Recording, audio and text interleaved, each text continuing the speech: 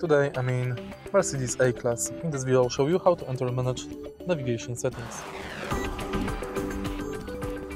In the beginning, take a look at the screen display, and now go to navigation and go to settings. Here you can go to system settings, navigation settings, map and display settings, traffic and alert settings. You can change language of voice personality and keyboard. You can manage your data, your maps, and restore all settings. If you find this video helpful, please leave like, comment and subscribe.